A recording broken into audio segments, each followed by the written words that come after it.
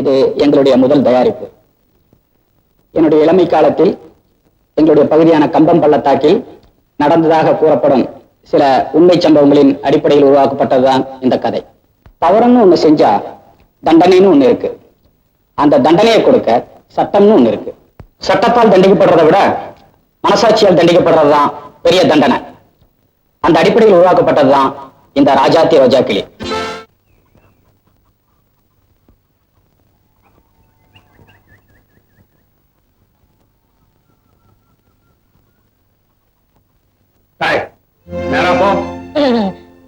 இப்படி குறுக்கு தெருவுல விழுந்து போனா வயக்காட்டுக்கு பக்கம்ங்க. குறுக்கு தெருவுல போனா விழுந்துதான் போகணும். அவனுக்கு இருக்கிற தெருவுல என்னைக்காவது நான் போயிருக்கேனா? இன்னைக்கு ஒரு நாளைக்கு போலாங்க. ஏன்பா நீங்க அப்போ அந்த சந்தைக்கு போகல? யார் இருக்காங்க? நமக்கு சொந்தக்காரங்க நிறைய இருக்காங்க. தேவா, அதெல்லாம் சொன்னா உனக்கு புரியாது. வா போலாம். இந்த வேலுமயிலு தேவை இருக்கானே, பக்க போர்ல படுத்திருக்கிற ராஜபாளையன் நாய் மாதிரி. தானும் அனுபவிக்க மாட்டாரு, அடுத்தவங்களை அனுபவிக்க விட மாட்டாரு. இல்ல ஒரு தமாசுக்கு சொன்ன சீனு தேவா நடைக்கட்டு போறார் பார். இவன் இருக்கானே, இவன் அரண்மனையில் இருக்கிற அல்சேஷன் நாய் மாதிரி. ஆளையும் கிடைக்க மாட்டான், ஆளை விட்டும் போக மாட்டான், குத்தி குத்தி வருவான். கிடைச்சா வேட்டியை மட்டும் கிழிச்சிருவான். மாமா வந்துட்டு மாமா.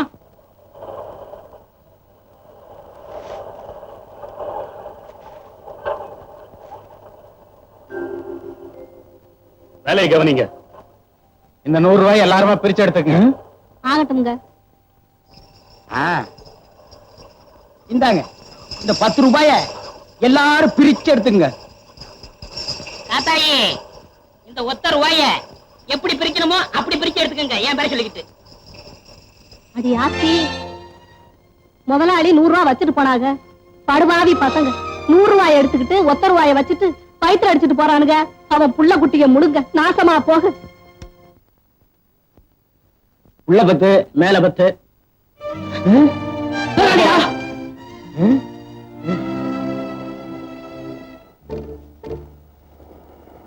ஏண்டா நெல் அரைக்கிற நேரத்துல சீட்டை ஆடிட்டு இருக்கிறீங்க? யோ, இவங்களுக்கு என்ன தண்டனை கொடுக்கலாம்? 4 பேரையும் படுக்க வச்சு வாயில நெல்ல கொட்டிடுவோமா? வேலையை விட்டு விரட்டுங்க. இந்த மாதிரி பசங்களுக்கு எல்லாம் கொஞ்சம் கூட ஈவரக்கமே காட்டக்கூடாது. நான் மட்டும் உங்க ஸ்தானத்துல இருந்திருந்தா நாயை விட்டு கடிக்க வச்சிருப்பேன். அவுத்து விடுறத சுருட்ட, நீ சொல்லப்பா, இவங்களுக்கு என்ன தண்டனை கொடுக்கலாம்? மன்னிச்சுட்டுலாம்பா. சீனி தேவா, சினைங்கிறத மறந்துட்டு சரியான தீர்ப்பு சொல்லு. மன்னிக்கவும் வேண்டாம், வேலையை விட்டு நிறுத்தவும் வேண்டாம். வேலையை விட்டு நிறுத்திட்டா அவங்க குடும்பம் பாதிக்கும், மன்னிச்சா அரிசி மில் பாதிக்கும். அதனால அவங்கள ஒரு நாள் பூரா இந்த களத்திலேயே உட்கார வச்சு சீட்டாட விடுங்க. அப்பதான் புத்தி வரும். அதுதான் சரியான தீர்ப்பு. ஒவ்வொரு மனுஷனுக்கும் மனசாட்சியினுடைய உறுத்தலை விட வேற சரியான தண்டனையே இருக்க முடியாது. அது என்னது இது? நானும் பாத்துக்கிட்டே இருக்கேன். மாசா மாசம் உங்க மாமா கிட்ட சம்பளம் வாங்கிட்டு வந்த அன்னைக்கெல்லாம் அப்படியே இடிஞ்சு போய் உட்கார்ந்து இருக்கிறீங்க. இடிஞ்சு போய் உட்கார்ந்து இருக்கேன்னா இடிக்கிறதுக்கு திட்டம் போட்டுட்டு இருக்கண்டி. எத? நம்ம வீட்டு பூஜை அறையில புதையல் இருக்குன்னு கோடைக்கு சொன்னாண்டி. அதுவும் இன்னைக்கு நாள் கூச்சு கொடுத்துருக்கான். புதையலா? பின்ன துவையலா? விளையாடாதீங்க. நிஜமாவா சொன்னா? ஆமாண்டி, நம்ம வீட்டு ஈசாடி மூலையில புதையல் இருக்குன்னு கோடாங்கி அடிச்சு சொன்னான். ஐயோ ஐயோ, நான் போய் சாமியை வேண்டிட்டு வந்துடுறேன். சாமி, ஆண்டவனே, தாயே, இன்னைக்கு ஈசான மூலையில புதையல் தோண்ட போறோம். தோண்ட தோண்ட பொன்னா வரணும், மணியா வரணும், வந்துகிட்டே இருக்கணும். ஆத்தா, தாயே, என்னங்க இங்க பாருங்களே, ஆத்தா பூவை போட்டிருக்கா, நல்ல சகுனத்தை காட்டி இருக்கா. சீக்கிரம் வாங்க, வந்து ஆரம்பிங்க. அவர் குனிஞ்சு வெட்டா கொஞ்சம் மட்டும்தான் தானே.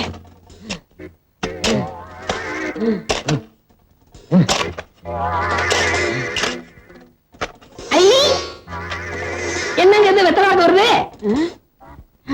ஆத்தா அடுத்தடுத்து நல்ல சகுனமா குடுக்கறாங்க. குடுக்கிற தெய்வம் கூரையை பிச்சுட்டு கொடுக்குன்னு சொல்லுவாங்க. நம்ம வீட்டுல குடிய தோண்டிட்டு கொடுக்குது. ஏய் பிஞ்சதரையா தோன்றா, கிடைக்கிற புதையல்ல ஏன் பங்கு அவ்வளவு? முதல்ல அதை சொல்லுங்க. 10 வருஷமா என் வீட்டுல உட்கார்ந்து தின்னு உன் பல்லே வெளியே வந்துருச்சு. இதுக்கே நீ 10 இடத்துல புதையில குழி தோண்டணும். இவனை கூப்பிடாதீங்கன்னு நான் அப்பவே சொன்னேன். இந்த நாயகிரி கூப்பிட்டா அதான் வந்து உட்கார்ந்து இருக்குது. இப்ப நீ தோண்டல, உன் கண்ணை நான் தோண்டிடுவேன். இதால தோண்டு. தோன்றா.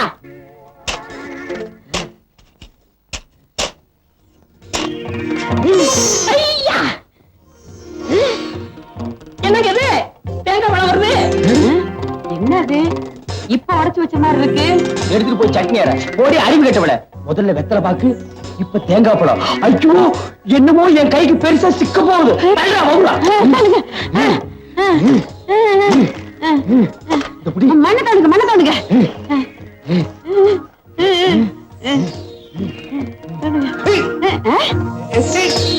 என்ன?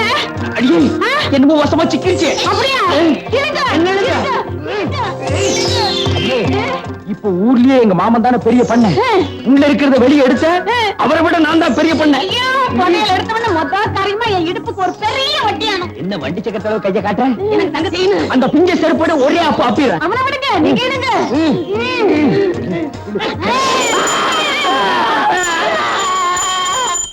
சாமி சாமி சாமிநாதன்னே, பக்கத்து விட்டு சாமிநாதன்னே.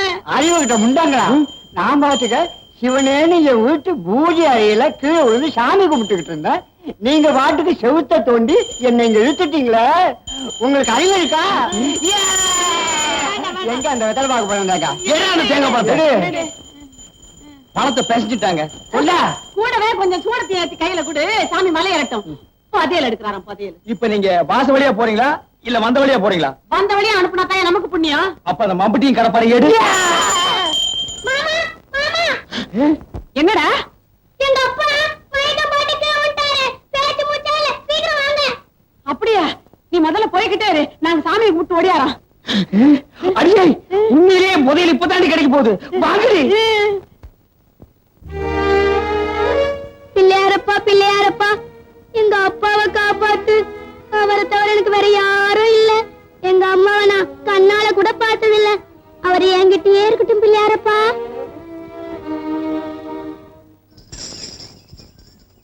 பிள்ளையாரப்பா, சீக்கிரமா எங்க மாமனை மேல கூட்டிட்டு போயிரு. அப்புறம் இந்த சொத்து பத்தெல்லாம் நான் அனுபவிக்கிறதுக்கு நல்ல வழியை காட்டு. பிள்ளையாரப்பா, அவ்வளவு சொத்து எங்களுக்கு வந்ததுக்கு அப்புறம் எவ்வளவு செலவானாலும் சரி, சேர்ந்து போன இந்த காரையெல்லாம் சரிப்படுத்தி உன்னையே மாத்திட்டு இவனை தூக்கி உட்கார வச்சிடறோம். சும்மா இருங்க, வேற ஒரு லட்சணமான பிள்ளையாரா கொண்டாந்து வச்சிடறோம். சரி, வாடி வாடி.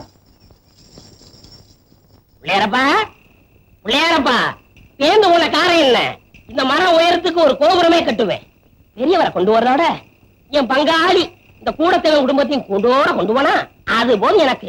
அவங்க உன்னையே மாத்திரம்னாங்க, ஆனா நான் மாத்த மாட்டேன். நீ பயப்படாத. வர்றப்பா. பிள்ளையாரப்பா, பதவி எப்படி என் கை கிடைக்கணும்ப்பா? நான் கேள்விப்பட்டதெல்லாம் உண்மையா?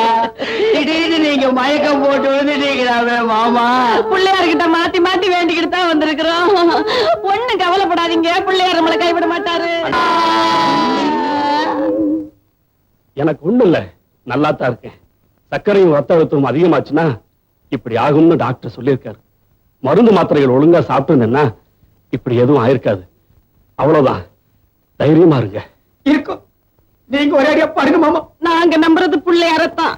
என்னங்க, பிள்ளையார் நம்மளை ஏமாத்திடுவாரா? இன்னமே இவர் எப்ப சாகிறது, எப்ப சொத்தெல்லாம் நம்ம கைக்கு வர்றது? ஆள் படுத்திருக்கிறாருன்னு ஊர் பூராவும் தெரியும். இதுதான் சமயம். என் வாழ்க்கையிலேயே முதல் தடவையா இப்பதான் புள்ளி வைக்க போறேன். ஏய் பட்ட சோம்பு, இன்னைக்கு சாயந்தரத்துக்குள்ள ஒரு சினமாட்டை நீ கண்ணு போட வைக்கிற. சினமாட்ட நான் கண்ணு கூட வைக்கிறதா? வைக்கிற. தீம்பால நீ பீச்சுற, சர்க்கரையை போட்டு காய்ச்சற. சீம்பாலி எதுக்கு? தீம்பாலு நான் மாமாவுக்கு ரொம்ப உசுறு. அப்படியா? ஏலக்காய் போட்டு காய்ச்சிட்டா? போடி பைத்தியக்காரி, அரளி கொட்டையை போட்டு காய்ச்சி அடுத்த நிமிஷமே ஆள் காலி.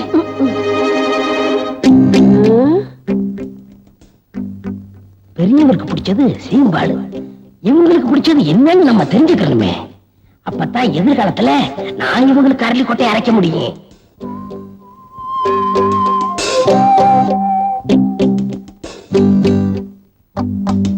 ஏண்டி அறிவு கட்ட முண்டம், அவருக்கு சக்கரை வியாதின்னு தெரியுமில்ல, அப்புறம் சீம்பாலோட வந்து நிக்கிற. அவங்களுக்கு கொடுக்காம நம்மளா எதுவும் சாப்பிட்டு இருக்கோமா? இல்ல, அவங்களுக்கு ரொம்ப பிடிக்குமேனு பண்ணி எடுத்துட்டு வந்துட்டேன். வாஸ்தவம் தான். அவருக்கு வந்திருக்கிற வியாதி என்ன? இனிப்பு சாப்பிடலாமா? கொடுக்க கூடாதுதான். ஆமா, ஆயுசு முடிஞ்சாதான் சாவு வரும் அப்படிங்கிறீங்களா மாமா? ஆசையா பிரியத்தோட கொடுக்கறத சாப்பிடறதுனால சாவு வராதுப்பா. கொஞ்சம் சாப்பிடுறீங்களா மாமா? கொண்டா. அடியே, ஒரு சின்ன துண்டா குடு. நீயே குடு, நீ குடு. நீ குடு. மாமா எடுத்து சாப்பிடுங்க மாமா.